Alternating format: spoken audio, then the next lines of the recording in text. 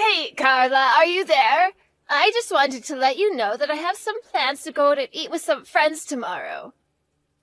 So if you could come and pick me up around 11 to take me there, that would be lovely. Hello, Rhonda. Thank you for reaching out.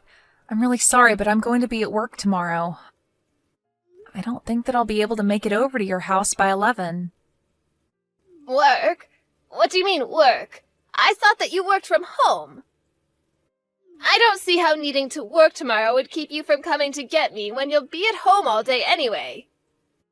I know, and I really am sorry, but something's come up and I'm just not going to be able to leave. Oh, come on. This will be really, really quick, I swear. You'll come pick me up at 11, and I promise that you'll be home before even noon. It will just take a second. I'm sorry, Rhonda, but I really don't think that it will. I know how much time it takes to go to your house and drive you around. So I think that tomorrow you'll have to find someone else to drive you, or else take an Uber or the bus or something. No, that is just unacceptable. You aren't allowed to deny me this, Carla. Besides, I already told my friends that my daughter-in-law would be joining us for lunch. But this is the first that I'm hearing about these plans, and now you're telling me that they're tomorrow? I thought I told you that I would only allow you to work if you were going to do it from home, specifically so that I could have you do things for me when I needed them.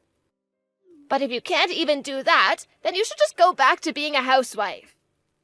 Because clearly you still don't understand the fact that you should always be putting your mother-in-law first. Please, Rhonda, that isn't fair. I've finally found something that I really want to do. I don't want to quit my job. But when you have a kid, you're going to have to quit your job, won't you? That wasn't what my plan was at all, actually. I was thinking that I would still work even after I have a child. Now you listen to me, young lady. You are going to come and pick me up when I tell you to, and that is that. Unless you rather I tell all my friends just to show up at your house and have lunch there. Okay, Rhonda, you win. I'll pick you up tomorrow if that's what you really need from me.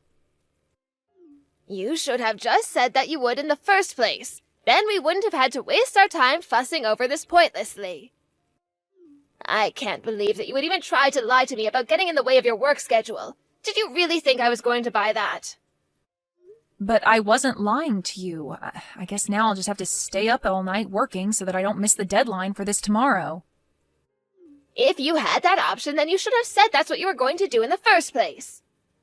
But remember that you're going to be driving me around tomorrow, so you better not get us into an accident. Do you understand me? Because if anything does happen, then I'm going to make sure that everyone knows it's all your fault. Got it? I understand. Thank you for making that perfectly clear to me. Also, I want to trace back to what you were talking about earlier about keeping your job even after you've had a child. Does that mean that you and my son are actually thinking about having a child together then? Well, if we can, I would really like to have a child with Ben, yes. I see.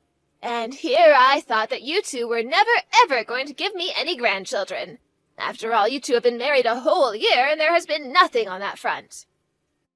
I understand that, but I do want you to know that Ben and I have talked about it. In fact, it was Ben who suggested that we wait a little bit before trying for one.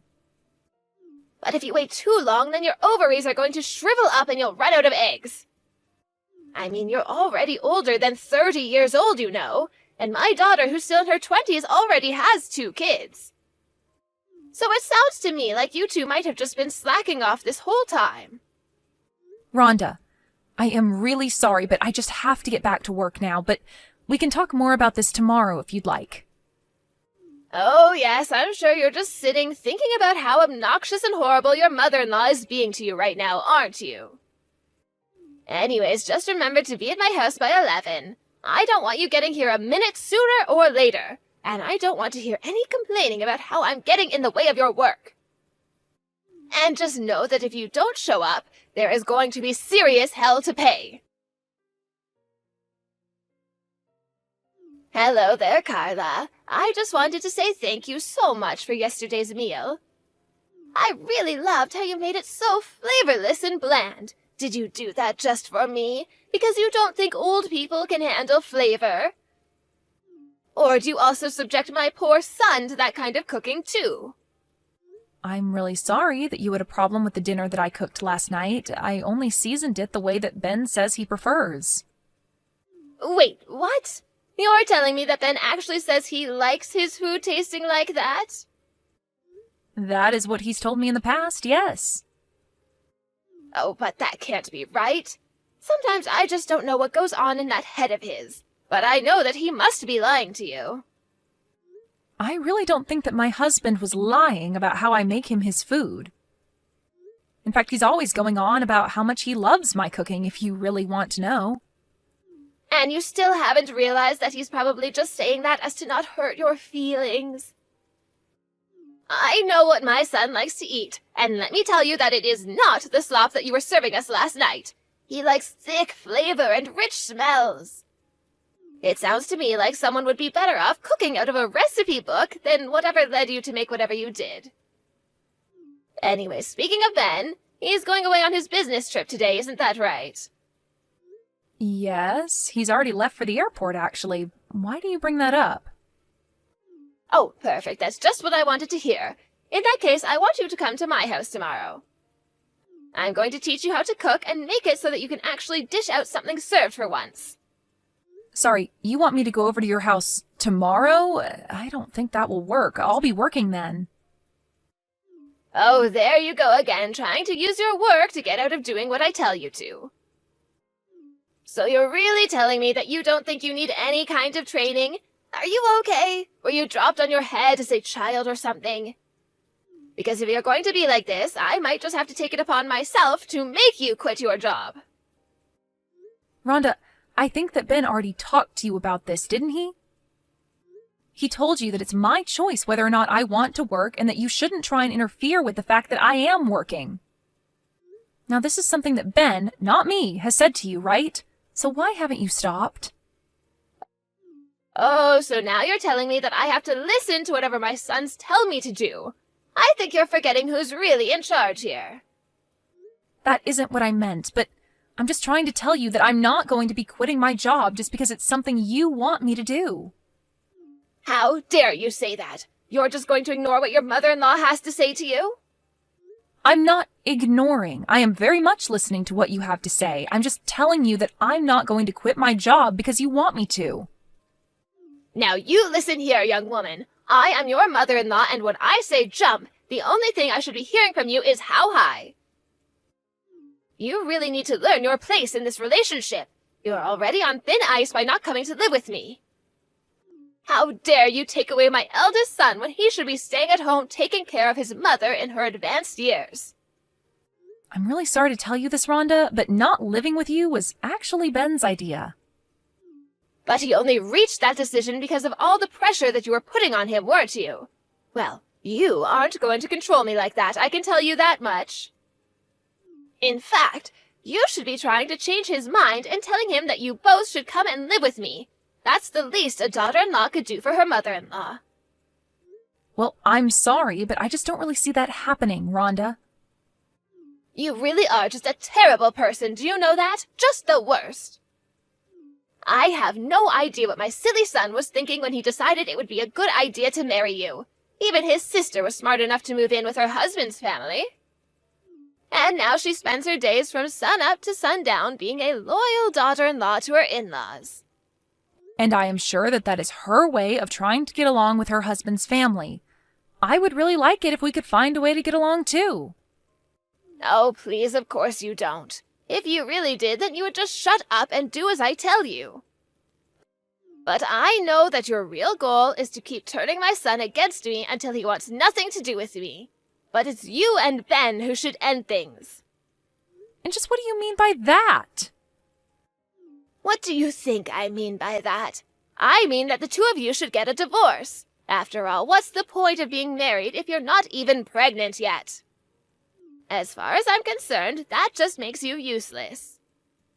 And at least if the two of you did break up, then Ben might be able to find a decent wife for himself. Rhonda, I think that you're being unreasonable right now, and I really don't like you suggesting that Ben and I should get a divorce. In fact, that thought has never ever crossed either of our minds. Well, if you don't want my son to leave you, you better start pulling your weight around here. And you can start doing that by showing up to my house tomorrow. It's high time you learn what it means to be a good wife and daughter-in-law. And I don't want to hear any excuses about how you can't come because of your job. Okay then, I'll go to your house tomorrow, but let's please just try to get along. Oh, hey there, Kate. Sorry I wasn't able to take your calls. There was actually something that I was wanting to talk to you about as well, so maybe we should arrange a time we can both talk. Carla, I want to know what your deal is. How can you hurt my mom like that? My mom called me out to go and visit her at home, and she was bleeding from her head. She told me that you did that to her. What's the matter with you? I'm going to call the cops on you. I don't think that there's any need for you to go and do that. What are you talking about? You think I'm just going to let you get away with this? No, I'm not trying to get away with anything, and I'm not trying to run away. It's just that the police are already on their way over there, so tell your mom to get ready for that. And just what is that supposed to mean? Did you go to the cops or something?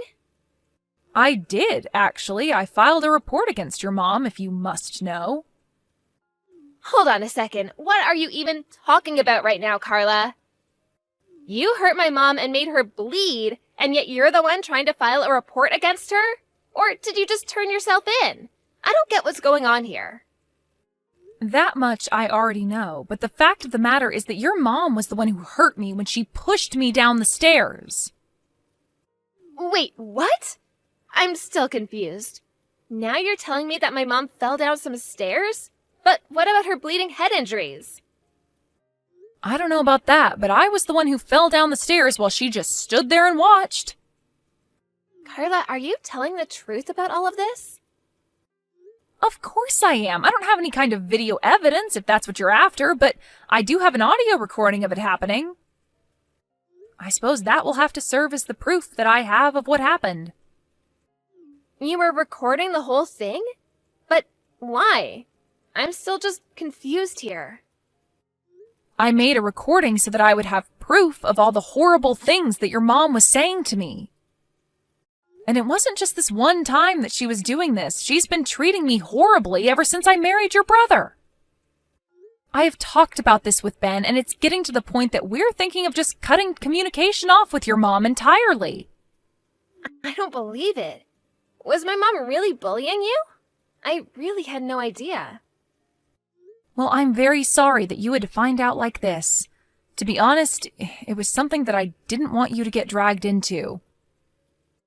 No, you don't have to apologize to me. I'm the one who should be sorry. I mean, I had no idea that this was going on this whole time. I appreciate you saying that, but you shouldn't feel guilty about this either, you know? I thought that if I just kept it to myself, that your mom and I would be able to work things out between ourselves, but I guess there was never even a chance of that happening, and I see that now. You know, I also know what it's like to have your in-laws bully you. What do you mean by that? It's just that, well, my husband's parents have also been bullying me ever since I moved in with them. You're kidding me, but when your mom talks about it, she makes it sound like things are going great for you. But I guess I never did ask you yourself about how things are going. I know, but it's really okay. I understand the feeling of not wanting to bother others with what you think is something you can handle on your own. But this isn't about me. It's about you and my mom. I'll tell her what you've told me and explain to her that she's in big trouble. I really am so sorry for sucking you into this, Kate, but thank you so much for understanding. Of course I understand. And thank you for telling me about this. Carla, are you there? I was wondering if you and I could have a little chat. Maybe I could go over to your house and we could discuss things just the two of us. I thought that both of your children made it very clear to you that you are not to get near me, no? Of course. But then maybe I should just text you about what I wanted to talk about. I just really want to apologize for what happened the other day. I really didn't mean to do it on purpose, and I want you to know that. Really? Because I've replayed it in my head over and over again, and I don't see how it could have been anything but intentional. I even recorded the things you were saying to me right before it happened, right before you shoved me down those stairs. So I really don't think that anyone is buying that what you did was accidental. Well, okay, so I gave you a small little push, but it was just a little joke. I don't care if you thought it was a joke. It resulted in me breaking some bones. Not only that, but then you tried to tell people that I was the one who shoved you down the stairs. You're right, but it was just because I was so worried that people might blame me. Well, they should. It was all your fault that I fell in the first place. What is even the point of this conversation? I'm leaving.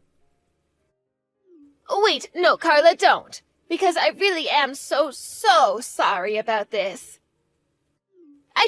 Can't you go to the police and explain to them that this was all a big mistake?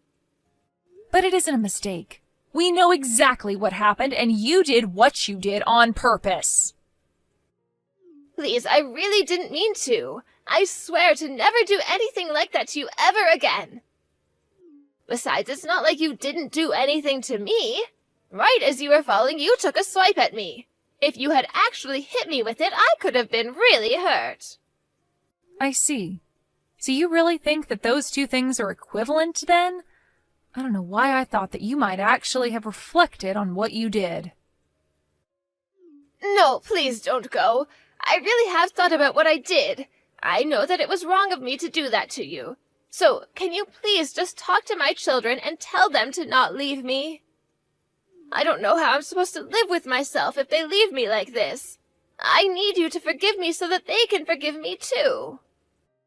You have got to be kidding me, right? You want me to forgive you for totally selfish reasons?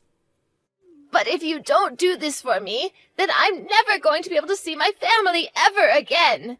Don't you realize that? I just need you to go talk to my children and the cops and tell them that this was all just one big mistake. And just why should I go and do all of this for you when you haven't even given me a real apology? You're asking for all of this just for your own benefit when you haven't shown any remorse for what you've done to me. Look, I know that I might have pushed you down the stairs and that you hurt yourself falling down, but you have to realize that I didn't have that much family left. I mean, my kids are basically all I have left now, and if I don't have them, then who am I supposed to have to take care of me when I get older? Incredible. I really just don't even know what to say to that. But honestly, it isn't up to me how your children decide to interact with you. But you could change their minds if you just told them that you weren't mad at me anymore. Please, I need them to forgive me for this. I'm begging you here. You don't know what this is going to do to me. I don't have any more kids in my life. You can beg me for this all you want, but I don't think that anything is going to change until you realize that you've done this all to yourself. I've tried explaining to you over and over again that I had my own life and career to worry about, and yet you constantly kept trying to control me. Then Ben went away for his business trip, and you tried to wedge yourself into my life even more than before. And all the while you were saying all kinds of terrible things to me. Did you think that I wasn't being patient with you? That I didn't have my own limits of what I would take from you? That you could just treat people like that without any consequences? I am so sorry, Carla. You have to believe me. I mean, you know that I never really wanted you and Ben to get divorced, right? I was just saying a bunch of stupid things. I just hoped that if I talked to you like that it might have pushed you to be a better wife. And that's why you had to push me down the stairs? How was that supposed to make me into a better wife, huh? I just wasn't thinking in that moment, and my arms just moved of their own, I swear. You have to forgive me. It was just an accident. I have already told you that I am not going to forgive you for what you did to me. But I'm your mother-in-law, your husband's mother. You can't just cut me out of your lives like that. For the last time, I am not the one making that decision. If you don't want your children to stop talking to you, then you need to go and talk to them. But as far as I'm concerned, you and I are not family. Please, don't say anything. I am so sorry for everything. I promise to never ever try to interfere in your life ever again. I won't even be mean to you, and I won't order you around like I did before. I'll do all of that if you just say that you'll forgive me. I really can't believe that you think that's what's going to solve all of this. An apology has no meaning if there's no intent behind it. I have to say that you are just not the person that I thought you were when we first met. I am nothing but disappointed in you. Carla, I'm so sorry. For everything. No, you're not. And that's the problem. But hopefully you've learned your lesson from this and can be a better mother-in-law in the future. Of course, it doesn't mean we'll ever let you back into our lives after what you've done. After that, Ben and I talked, and we finally settled on dropping the charges that I was going to press against his mother. Instead, we served her with the full bill for my injuries and made her sign on to a restraining order to keep her away from me. Although it was unlikely that the court would have sent a woman of her age to jail, our settlement was a good way to ensure that she would keep away from us. After that, I blocked her on every medium imaginable. I heard from Ben, however, that rumors were spreading around Rhonda's neighborhood about what she did to me. Apparently Rhonda was so humiliated that she doesn't even leave the house anymore. Afraid of being known as the person who harmed her daughter-in-law and lost her family, Rhonda decided that she had to move away. Now, not even her children know where she is or what she might be doing these days. A few months later, I heard that Kate and her husband talked about what she was going through and that the two of them decided to move out of his parents' house. Ever since then, Kate has seemed much less stressed than before.